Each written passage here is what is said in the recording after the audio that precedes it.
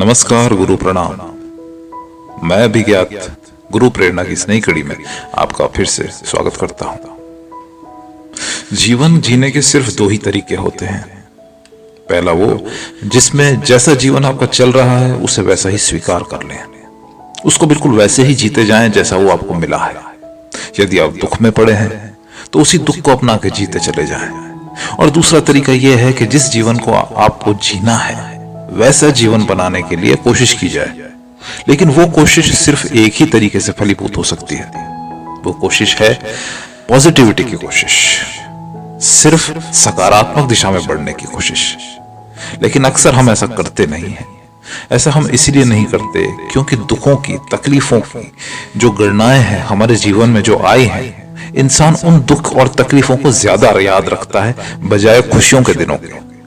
आप ध्यान देना, जो भी आपके दुख के क्षण होंगे आज भी आपको अच्छी तरीके से याद होंगे, पर जो खुशियों के जो क्षण आपने बिताए हैं उनकी यादें भी कम हो गई होंगी और उनका प्रभाव भी आप पे कम हो गया होगा। इसीलिए आप सिर्फ दुख को याद करते हो, दुख को स्मरण करते हो, दुख को बार बार रिकॉल करते हो। इसलिए जैसे ही जीवन आपका आगे बढ़ता चला जाता है आपको यह महसूस होता है कि जीवन में दुख बढ़ते चले जा रहे हैं, क्योंकि आपको दुख का अभ्यास होता जाता है। साथ ही साथ उसी दुख की जो इंटेंसिटी है वो आपके मस्तिष्क में आपको ज्यादा महसूस होनी शुरू होती है। क्योंकि जब आप बच्चे होते हैं दुख होता है पर उस दुख को आप भूल भी जाते हैं। जरा चोट लगती है रोते हैं और फिर भूल जाते हैं। जरा कोई बात होती है, कोई डांटता है, सुनते हैं, दुख होता है, रोते हैं और भूल जाते हैं। पर जैसे जैसे आप बड़े होते चले जाते हैं वो दुख आपके अंदर की गहराइयों में, आपकी आत्मा की गहराइयों में बसता चला जाता है। कोई कुछ कहता है तो उसको सुनने के बाद आपके दिमाग के अंदर वो चीज बहुत लंबे टाइम तक, बहुत लंबे समय तक बार बार रिकॉल होती रहती है। बार बार आप उसको दोहराते चले जाते हैं अपने अंदर ही। इसका नतीजा होता है आपके अंदर अवसाद का जन्म होना। अवसाद एक ऐसी अवस्था है जहां पे किसी एक चीज का हमेशा के लिए ठहराव हो जाता है या लंबे समय के लिए ठहराव हो जाता है, और जिस चीज का ठहराव होता है वो चीज सड़ना शुरू हो जाती है। वो अवसाद आपको अंदर से गलाता है, आपको तड़पाता है, आप कहीं भी बैठे आपको चैन लेने ही नहीं देता। ये सिर्फ दुख के दोहराव का कारण है। किसी ने बाहर से आपको कुछ कहा, आपने उससे सुना, अपने अंदर ग्रहण किया, वो कह के चला गया, पर आप बार बार अंदर उसी की आवाज को सुनते चले जा रहे हैं, उसे दोहराते चले जा रहे हैं, और आपका मन आपकी कही हुई बातों को ग्रहण करता चला जा रहा है। इसलिए कई बार होता है कि लोग जब किसी को क्रिटिसाइज करते हैं, किसी को बुरा बोलते हैं, तो उसके बोलने के बाद जिस आदमी को बुरा बोला जाता है उसकी कार्य क्षमता में कमी आनी शुरू हो जाती है। इसका कारण सिर्फ इतना ही है कि जिसने आपको बोला है, जिसने आपको क्रिटिसाइज किया है, ये उसके विचार हैं। पर उसके विचार को जब आप अपने अंदर बार बार दोहराते हैं तो वो फिर आपके विचार बन जाते हैं, और आपका मन जब उसे ग्रहण कर लेता है तो एक टेप की तरह, एक रिकॉर्ड की तरह बार बार वो आपको बजा के वही सुनाता जाता है, और आप उसे मानते जाते हैं। आपका मस्तिष्क भी उसे मानता चला जाता है। यदि अंदर से आपने मान लिया कि आप बिल्कुल वैसे ही हैं जैसे लोग आपको कहते हैं, तो आप फिर अंदर से वैसे ही बन जाते हैं।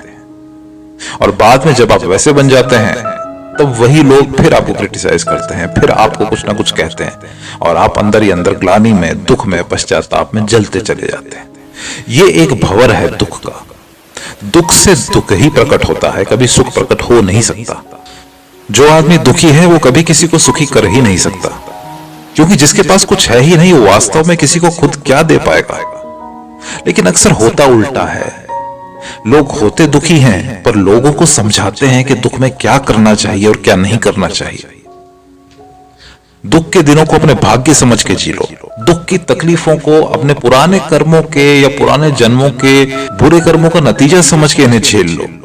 ऐसी सलाहें दी जाती कि यदि दुख है तो उस पर ध्यान मत दो, यदि दुख है तो उसको बार बार दोहराओ मत, यदि दुख है तो उसे दूर करना है तो सिर्फ अपने मन में आशाएं लेके चलो। अंधेरे को कभी अंधेरे से दूर नहीं किया जा सकता। अंधेरे को दूर करना है तो रोशनी तो चाहिए ही। इसका फर्क नहीं पड़ता कि वो रोशनी किसी दिए की है या किसी 1000 वॉट के बल्ब की। एक छोटी सी रोशनी भी अंधेरे को चीर के रख देती है, पर उस रोशनी तक पहुंचना, उस रोशनी को जलाना कभी कोई नहीं सिखाता। बचपन से लेकर जवानी तक और जवानी से लेकर बुढ़ापे तक यदि उस रोशनी को जलाना होता है तो आपको खुद ही जलाना पड़ता है। ना किसी स्कूल में ऐसा सिखाया जाता है, ना घर में ही ऐसी शिक्षा दी जाती है। आपके घर वाले आपको शिक्षा दे सकते हैं कि क्या पढ़ना चाहिए, क्या नहीं पढ़ना चाहिए, कहां पढ़ना चाहिए, कैसे पढ़ना चाहिए, पर व्यवहारिक ज्ञान और हालांकि उस व्यवहार के अंदर भी दुख और सुख को बैलेंस करके जीने का ज्ञान कोई नहीं सिखाता।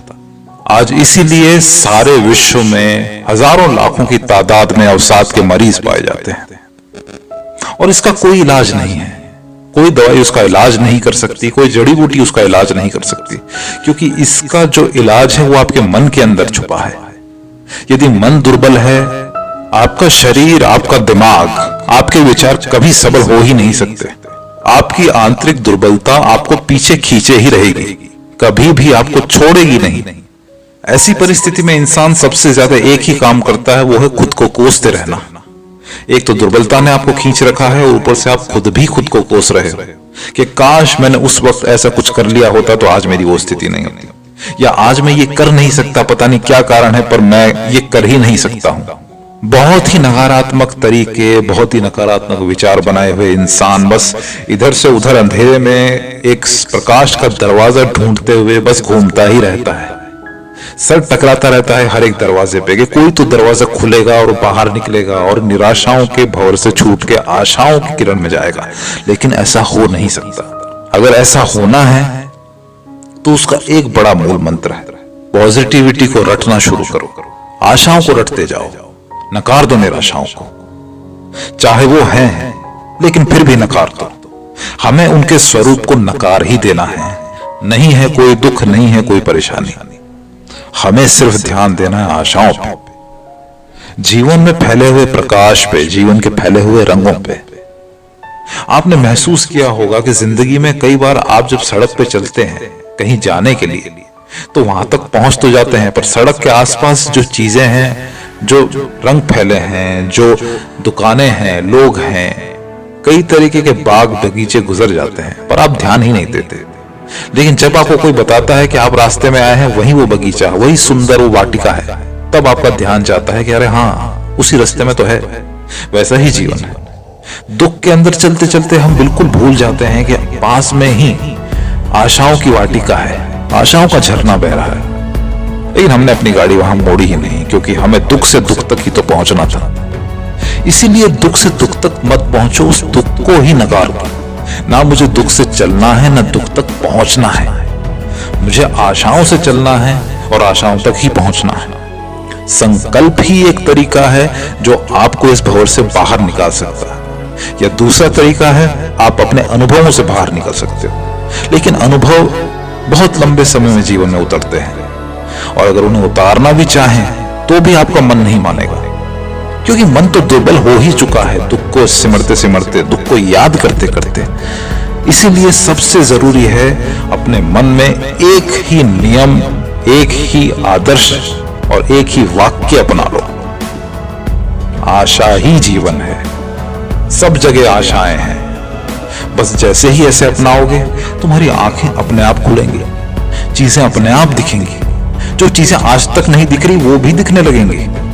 बड़ा अजीब काम हो जाएगा, बड़ा ही अनोखा काम होगा।